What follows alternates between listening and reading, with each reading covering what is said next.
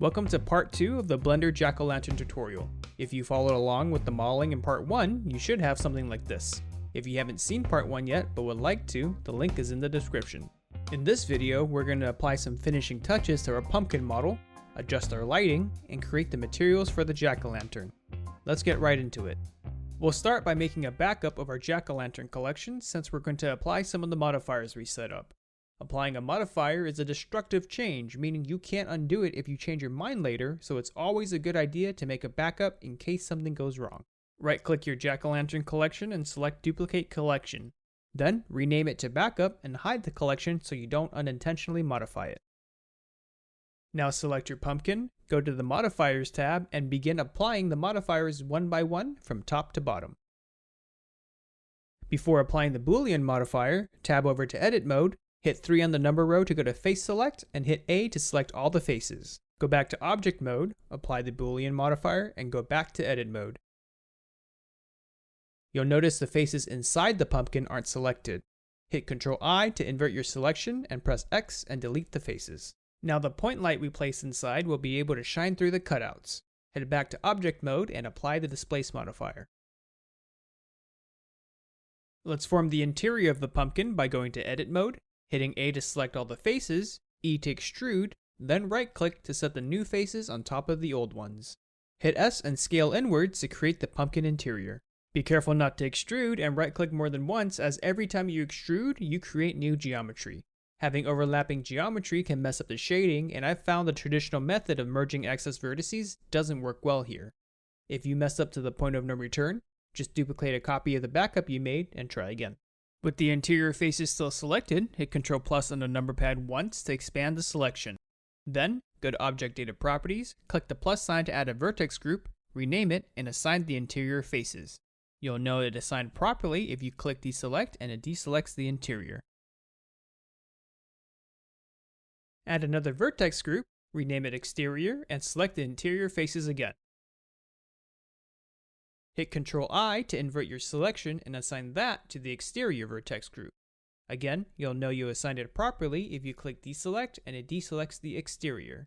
We went through all this trouble because I found that creating the displacement with other methods made the pumpkin skin misaligned with the interior. We made vertex groups because that's going to help us quickly assign materials to specific parts of our pumpkin later on. Now that we can see through the face, let's adjust our scene lighting so we'll have a better idea of what the materials will look like under the lighting we want. I'll start by adjusting the background since the lights will reflect off of it and affect the overall mood of the scene. Select the background, go to the Materials tab, and add a new material. Switch over to the rendered preview so you can get a better idea of what it will look like in the final scene. I went for a dark blue-gray to mimic the nighttime sky. Now for the lights. I like to isolate the light I'm adjusting by turning off all the other lights so I can see the effect it has on the scene. I'll start by adjusting the point light in the pumpkin. Bright, saturated colors work really well, so pick whatever you think looks cool. For this one, I went with a golden yellow to mimic candlelight. Increase the power to 50 watts for a brighter glow, and reduce the radius to 0.1 if you want the shadow casted by the face to be more defined on the ground.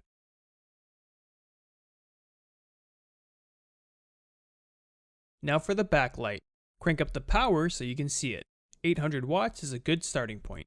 I want the pumpkin to cast a large looming shadow, so I'm going to move the light down the Z-axis closer to the ground. You can also move it closer and further away on the Y-axis to affect how the rim lighting looks. I'm going to give it a light purple, almost pink color that I think will go well with the orange of the pumpkin. Last is the sunlight, which I want to look like a moon that's filling in the shadows on one side to give our jack-o'-lantern an interesting look. I gave it a pale yellow color and turned the strength down to 0.9. Things are looking pretty good. Let's finish this up by heading over to the Shading tab and creating our materials.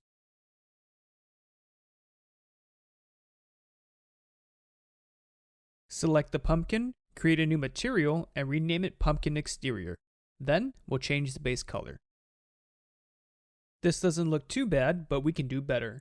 First, I'm going to set the subsurface to 0.1 and change the subsurface color to a lighter orange. Subsurface affects the translucency of the material. By increasing it, some of the interior light will shine through the pumpkin and give it a slight glow, similar to how it looks when you hold a flashlight against your hand. I also turned down the roughness to 0.45 to slightly reduce the reflectivity.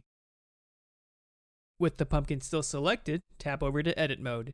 Head over to the Object Data Properties panel and select the interior vertex group. Make sure you deselect anything you currently have selected first. Then go to the Materials tab and click the plus icon to add a new material to our pumpkin. Rename it to Pumpkin Interior and click Assign. The inside of the pumpkin now has a different material from the outside. I'm going to give it a light orange color and crank the subsurface to 0.5 so the light really punches through.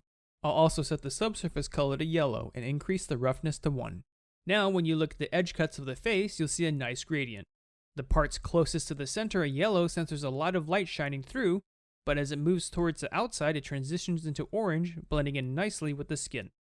If you look at the exterior, however, you'll notice we lost our subsurface scattering effect because we gave the insides its own material.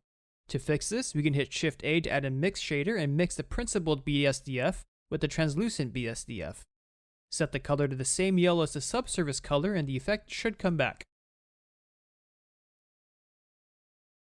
Now let's work on the stem. You could just add a dark green color to it and call it a day, but I want to add more color variation to it for some extra detail. For this part, I found it helpful to temporarily switch to the material preview so things would load faster. Add a color ramp and connect it to the base color node. Then, add a wave texture and connect that to the color ramp. How this initially looks is going to depend heavily on how you modeled your stem, so play around with all the texture settings until you get a look you like.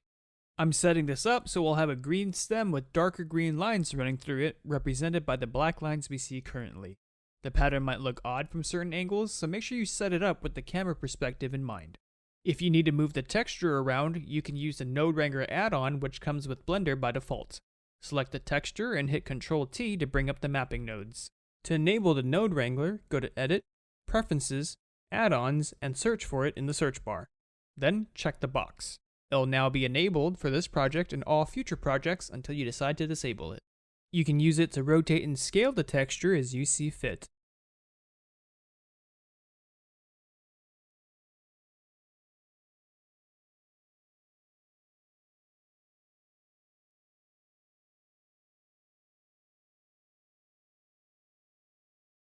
Once you have a look you like, assign some colors to the color ramp. I went with similar colors to keep the pattern subtle. I turned the subsurface scattering to 0.5 to help the stem stand out a little more with my current lighting setup. I also turned the roughness up to 0.7 to reduce how reflective the stem is, but I forgot to do that while recording. And that's our materials done. Let's render and see how it looks. Since the scene is very dark, there's a ton of noise in our final image. We can get rid of a lot of that noise in the Compositing tab. Enable Use Nodes in the upper left and go to the View Layers Properties panel, Passes, Data, and check Denoising Data. Hit Shift A to add a Denoise node and plug the noisy image, normal, and albedo into it. Connect the Denoise image node to the Composite image node and render again, and you should notice a lot of the noise has disappeared.